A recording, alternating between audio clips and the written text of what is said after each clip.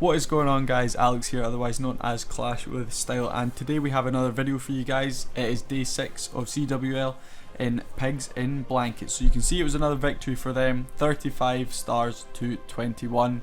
Pretty solid victory. So let's go and take a look at some of these attacks. So we're going to start off with the number 12. Our number 12 went in, Lord Jake. I believe Lord Jake is a Town Hall 10 going in against the Town Hall 9, so it should be a pretty easy 3-star. You can see though he doesn't have a siege machine and he doesn't have his king, so it could be a little troublesome, but he is just sort of going for, I'm guessing, a queen walk and then P.E.K.K.A.s and a few bowlers to probably get into the core of the base and really clean it out.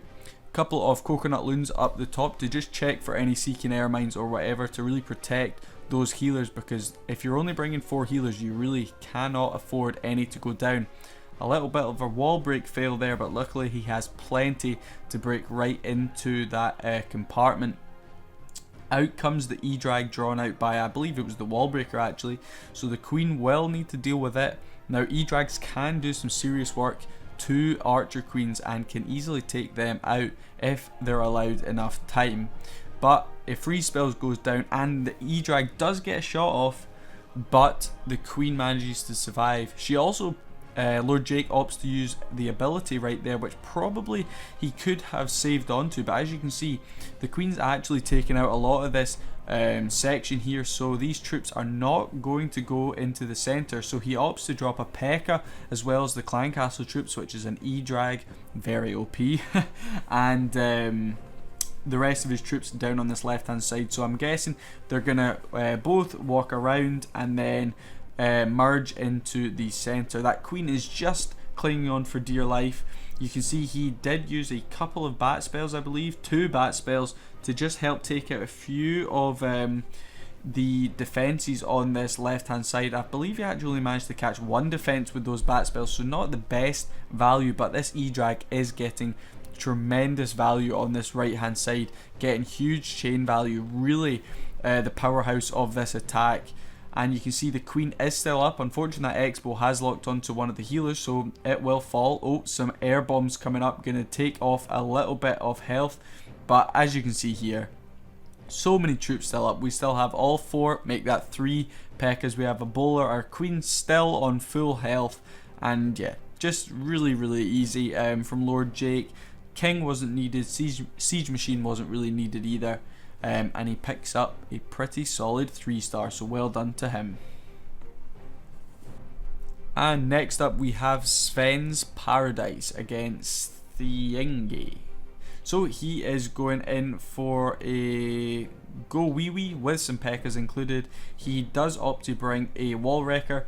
He starts off by drawing out the CC, pulling out that E-drag, because an E-drag could cause some serious issues to this attack, able to do a hell of a lot of damage to the bowlers.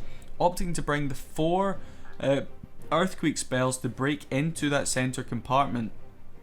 Now I'm not really sure what the thinking is behind that, because obviously he's got the wall wrecker, it would be able to break right into the center, but we will see where he opts to use that wall wrecker. Again, great use of the skeleton spell there, not quite working out as well as he had hoped, I'm imagining, but he uses the skeleton spell to draw the fire off of the wizards and then plops 2 wizards in to try and take them out, but unfortunately they don't get the job done, so he has to use a couple more. He then uses a couple of wizards on these outside to just really funnel these P.E.K.K.A.s and witches right in through the center. As you can see, wall wrecker is more just used as another sort of tank as well as the golem, and to do a decent bit of damage. Not really going to bust in through any walls, because it doesn't have any walls to really go in through. He's still not dropped his king and queen. I wonder if he's maybe forgotten about them. I would have included them in with the main bulk of this attack. Not too sure where he is going to use them. Giant bomb doing some serious damage there to a few wizards and killing all those skeletons, so the witches are going to be vulnerable on this right hand side. They've managed to get a few more witches, but skeletons, sorry, back up. There is an E-drag that has came out of the CC and it was in the center, but unfortunately that air sweeper has pushed it right away. And you can see now he has dropped the heroes, king in from this right hand side and king in from this left hand side and queen in from this right hand side. The only spell he has left is a free spell, which I would use on that Tesla farm at the top, as it is doing some serious work to our king and can do a lot of damage to Pekkas if allowed the chance, and that is indeed where he uses it. Not the strongest of placements, only catching 2 out of the 3. A free spell would be able to catch all 3 of them if placed in the center, but you can see we're just easily going to overrun this base. Sven just has so many troops still up, the king, queen, Pekkas still up, a Golemite in there, witches as well, still a good few number of witches, and they are easily going to be able to wipe through the rest of this base. So if we just speed it up to ×2, you can see that cannon is going to lock onto the Golemite, allowing the rest of these troops to easily march in and pick up that 3-star for Sven. Muffins are tasty, apparently. According to this guy, well, he is going in on a Town Hall 10 here, and as you can see, he is a Town Hall 11, so it should be easy enough for him, and he is going in with the beautiful E-Drags. God, E-Drag spam, it's just not a talented strategy at all, but nonetheless, that is what he's opting to go in for. Thank God he's actually getting his heroes in as well. The Wall Wrecker is going to be able to bust those heroes right into the center, which will help deal some serious damage into the center, but those E-Drags are so bunched up that E-Drag out of the CC will do some serious work on them. Grand Warden still got his ability, still got a rage spell and 2 free spells. 1 E-Drag has split up to this top section, which is really helping to keep these E-Drags in the center really funneled and keeping them in the core. You can see the king has gotten quite low, so opts to use his ability right there. Grand Warden still has his ability, still not used it yet, and I'm assuming he will use a free spell on the back end maybe. In fact, probably doesn't even need to use it. Doesn't even need to use his Grand Warden's ability. Grand Warden actually gets taken out before he can use the ability. Looks like he must have got taken out by a Seeking Airmine. Missed that, but a very, very quick and strong 3-star there from Muffins Are Tasty. You can see really this base caused him no issues whatsoever. E-Drag spam brings in another 3-star. So for the 4th attack in this video, we're going to be looking at a massive dip here. A Town Hall 12 against a Town Hall 10. So I mean, this is some serious overkill here. Aaron not even bringing his king into this one. Certainly no real need for it with those max level E-Drags and a level 2 Stone Slammer. Only got a level 40 king now for a Town Hall 12. That is quite low. But nonetheless, she will be able to do some serious damage. Now that Barbarian King is pulling quite a few of those E-Drags down to this left hand side. We still have a good few in the core, which will do some work, and 1 up the top helping to keep that funnel. Freeze spells used on the Inferno, also on that air defense. I'm assuming he might use another one on the Expo because it's doing some serious work right there. Air Skellies pop up, which will halt that E-Drag in the center for a little bit. We still have a rage spell from the CC as well as a freeze, 2 freeze spells. Queen is going to go in on this right hand side and deal with the enemy Archer Queen, because as we all know, the enemy Archer Queen can do some serious damage to E-Drags. Another rage spell pop there, more to just speed those troops in through. Double freeze spell pop there as well to finish off this attack for another solid, very quick 3-star with E-Drag spam. And the last attack we have in this video is, thank God, a Town Hall 12 v12. So we're not dipping in this one, so we will see some decent action hopefully here.